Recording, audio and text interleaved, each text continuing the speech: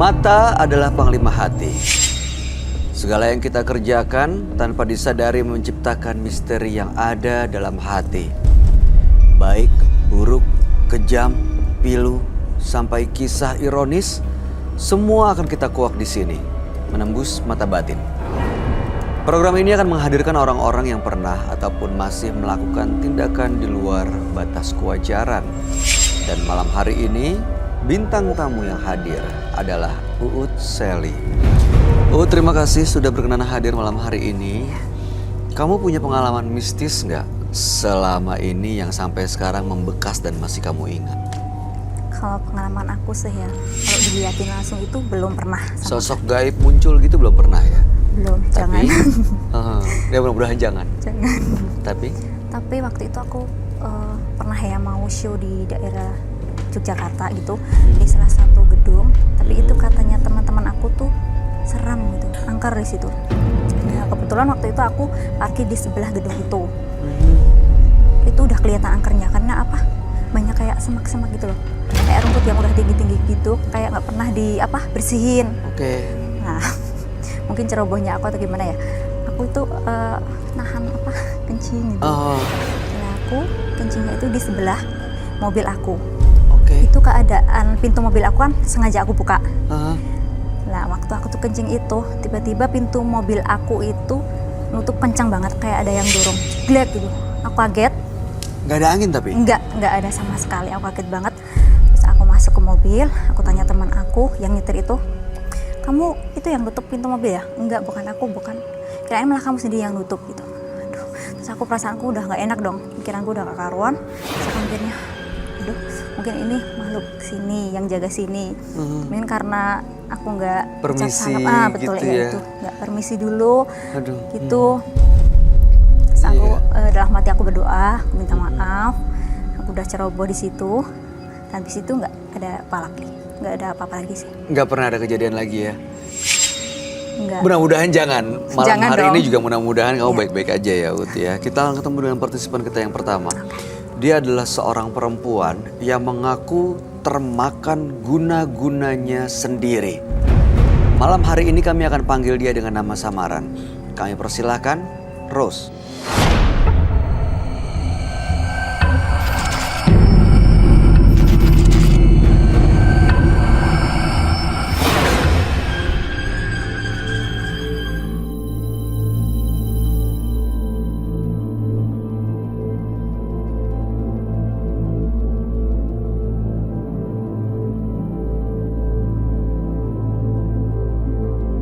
Selamat malam Ibu Rose. Ya, selamat malam. Pekerjaan Ibu apa saat ini? Saat ini saya bekerja di salah satu perusahaan swasta. Masih aktif sampai sekarang ya? Masih aktif. Apa yang mau Ibu ceritakan pada kami? Saya dari keluarga.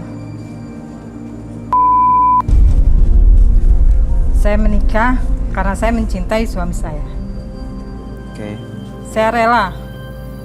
Saya dicoret dari keluarga saya. Dan saya menjadi seorang. Tapi di dalam satu, saya baru berumah tangga, saya baru memiliki anak satu. Dan saat itu anak saya berusia 1 tahun, suami saya sudah selingkuh. Saya merasakan bahwa apa yang udah saya korbankan selama ini, itu sia-sia. Tidak dihargai. Dan saya berusaha bagaimana caranya supaya suami saya itu kembali kepada kami, pada anak saya, kepada saya. Apa yang Ibu lakukan? Akhirnya saya datang, ada salah satu teman mengajak saya ke tempat orang pintar, dan saya datang ke orang pintar itu. Dan ternyata orang pintar itu memberikan sesuatu pada saya. Apa itu? Itu berupa mutiara. Tujuannya dengan mutiara itu untuk apa? Tujuannya saya hanya ingin suami saya itu mencintai saya dan suami saya kembali pada saya. Dan betul terjadi? Malah sebaliknya. Apa yang terjadi, Bu? Memang suami saya kembali ke saya, tapi saya jadi benci dengan suami saya. Kok bisa? saya juga kurang tahu itu. Bahkan saya setiap kali keluar, ada beberapa lelaki yang lihat dia maunya jadi seperti suka gitu sama saya. Itu masalahnya buat saya sekarang. Jadi masalah karena ibu tanggapi? Tidak, saya tidak tanggapi. Tapi masalahnya di mana? Masalahnya saya jadi merasa tidak nyaman aja. Merasa tidak nyaman di rumah atau merasa tidak nyaman karena ada laki-laki lain yang suka? Kedua-duanya. Pertama, saya di rumah merasa karena saya jadi timbul benci dengan suami saya. Jadi saya nggak nyaman. Setiap kali saya melihat suami saya timbulnya emosi, kesal. Tapi setiap saya keluar, ada aja lelaki yang dia ingin mendekati saya. Itu saya merasa juga tidak nyaman gitu. Waktu ibu datang ke orang yang memberikan mutiara itu, apa yang dilakukan di sana? Hanya memberikan mutiara atau ada yang ibu lakukan di sana seperti ritual tertentu gitu? Ada. Apa itu? Ada ritualnya. Pertama, saya harus menjalankan puasa selama 7 hari. Dan saya juga harus mandi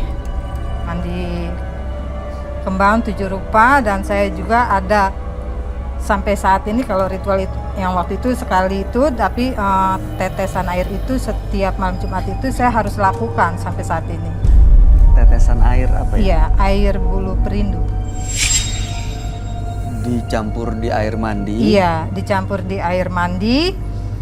Dan setiap malam Jumat itu saya lakukan, harus saya lakukan. Sampai sekarang? Sampai sekarang. Tapi kan suami ibu sudah kembali ke ibu ya? Ya. Kenapa ritualnya masih dilakukan ya? Karena saya seperti nyandu ya.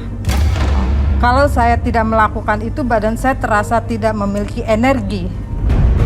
Seperti itu. Dan saya setiap Jumat, sebelum sholat Jumat mulai, itu saya makan bunga kantil. Itu untuk apa? Itu memang dari awal saya disuruh seperti itu, yaitu mandi dengan makan bunga kantil. Itu saya lakukan. Kalau saya tidak lakukan, badan saya seperti tidak berenergi, lemas. Jadi dengan kata lain, ibu sekarang ya setelah ibu datang ke, ya bisa dikatakan dukun lah ya. Iya. Ibu sekarang makan daun kantil, mandi dengan tetesan bulu perindu, lalu kemudian masih menyimpan mutiara, dan ibu ya ada laki-laki lain yang suka sama ibu, dan ibu jadi benci sama suami ibu. Ibu menyadari semuanya itu? Iya. Dilakukan dengan sadar? Ya, saya lakukan karena saya merasa awalnya saya ingin mengobati supaya saya kembali rukun dengan suami saya, tapi setelah itu saya nggak bisa lepas. Kalau dilepas gimana? Pernah dicoba nggak, Bu? Justru itu, saya itu datang ke orangnya karena mutiaranya itu kan saya telan. Sebesar apa sih, Bu? Besar itu? Kecil-kecil, Oh banyak, kecil-kecil. ada 7. Oke. Itu saya harus telan, dan saya telan itu. Saya telan karena saya ingin kembali normal seperti layaknya saya dulu. Saya kepengen hidup normal, akhirnya saya kembali ke orang pintar itu. Maksudnya saya ingin lepas dari semua itu, tapi ternyata orangnya sudah meninggal. Jadi masih dilakukan terus ritualnya dan mutiara itu belum keluar dari tubuh ibu? Belum. Ada pantangan yang harus dijalankan nggak? Yang harus dihindari atau yang harus dilakukan? Pantangannya tidak ada. Baik. Jadi sekarang sebenarnya apa tujuan Ibu Ros datang ke Menembus Mata Batin? Saya karena kepengen sekali saya lepas dari semua apa yang ada di dalam tubuh saya dan saya kembali hidup normal. Untuk masalah suami saya, sekarang saya sudah rela, ikhlas karena saya sudah memiliki 3 anak dan 2 orang cucu.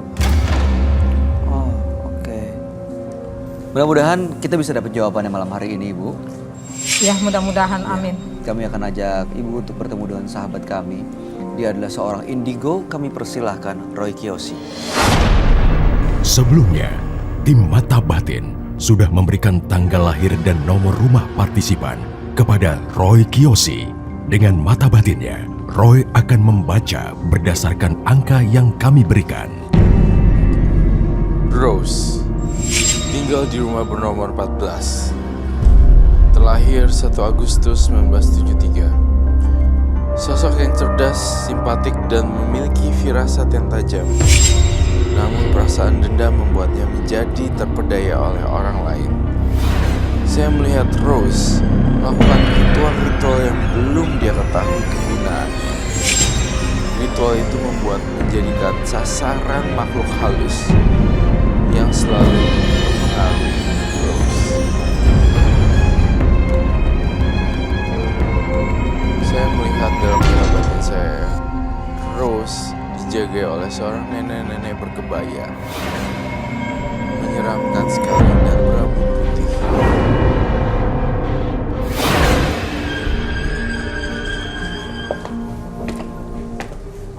Halo, selamat malam. Selamat malam, Roy. Silakan duduk semuanya. Terima kasih. Selamat datang di Menembus Mata Batin. Rose, tanggal 1 bulan 8 1973, nomor rumah 14. Iya. Oke. Ibu Rose ini pernah mengguna-guna suami dengan menelan mutiara, lalu sampai sekarang masih melakukan ritual mistis dengan tetesan bulu perindu, makan daun kantil, bunga kantil. Iya. Dan justru sekarang saat suaminya sudah kembali normal, kembali ke keluarga, Ibu Rose yang tidak nyaman dengan kehadiran suami, bahkan ada laki-laki lain juga yang jadi ikutan suka ke ibu.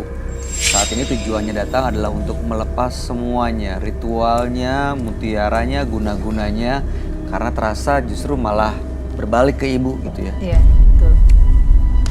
Jadi ingin lepasin semuanya. Mau lepas Iya. semuanya. Oke, tapi tidak segampang itu sih sebenarnya. Untuk melepaskan harus benar-benar taat beribadah dan benar-benar kencang doanya. Saya ngerasa di sini lewat mata saya melihat kamu. Kamu juga menyimpan rahasia sebenarnya. Konspirasi cerita di sini. Konspirasi. Tahukah kamu bahwa sebenarnya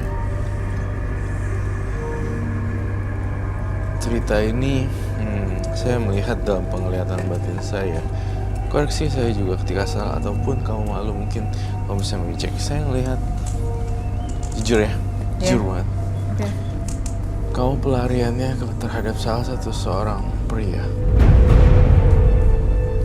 Iya, dia adalah salah satu sahabat saya. Lebih dari sahabat. Tadi semuanya tidak menceritakan Iya.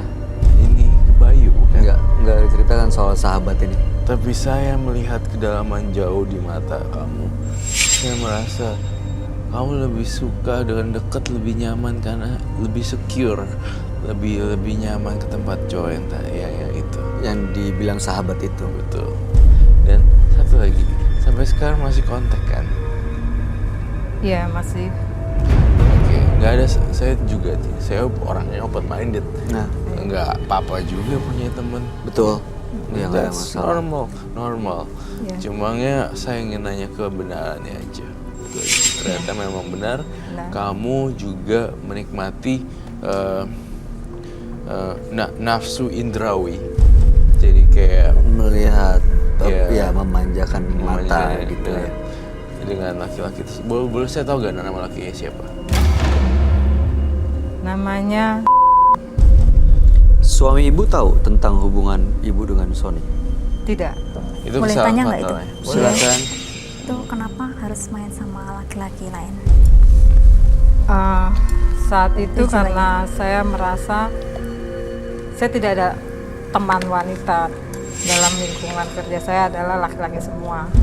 Dan dari sekian banyak laki-laki itu semuanya itu nakal. Cuma dia yang tidak suka dengan perempuan sama sekali, tapi dia kenal saya dan dia baik dan menghargai saya. Tapi Mbak merasa nggak kalau dia suka sama Mbak? Ya, saya merasakan itu. Kalau Mbaknya? Saya hanya merasa nyaman aja. Karena dari persahabatan itu saya menceritakan apa yang terjadi di dalam rumah tangga. Semua yang terjadi di dalam rumah tangga ibu menceritakan. Enggak semua, maksudnya ada beberapa. Ada beberapa permasalahan rumah tangga yang Iya, diceritakan iya, kepada iya. sahabat ibu. Tapi saya mau tanya ya, teman curhat ibu ini sudah punya keluarga belum? Belum, Masih sendiri? masih sendiri. Single ya? Iya. Oke, gimana Roy? Apa yang kamu Itu lihat? yang saya lihat. Selain daripada mengakui dia melakukan pelet dan segala macam, saya melihat saya membongkar satu fakta lagi dalam kehidupan kamu. Terus saya lihat kamu tuh melakukan kesalahan yang fatal juga ternyata.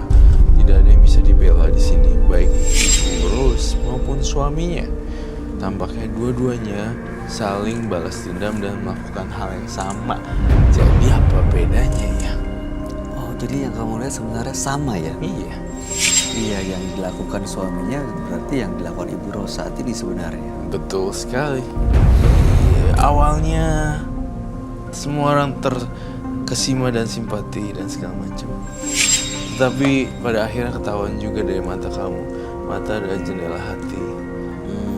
Ya, dan akhirnya terjadi juga. Saya sarankan, kalau kamu pengen lepas semuanya, lepasin semua itu laki juga. Blok WhatsApp-nya, blok, delete. Gak ada rasa kangen-kangenan dan segala macam. Saya tahu dia lebih nyaman, lebih kasih care sama kamu lebih banyak. Tapi menurut aku itu salah.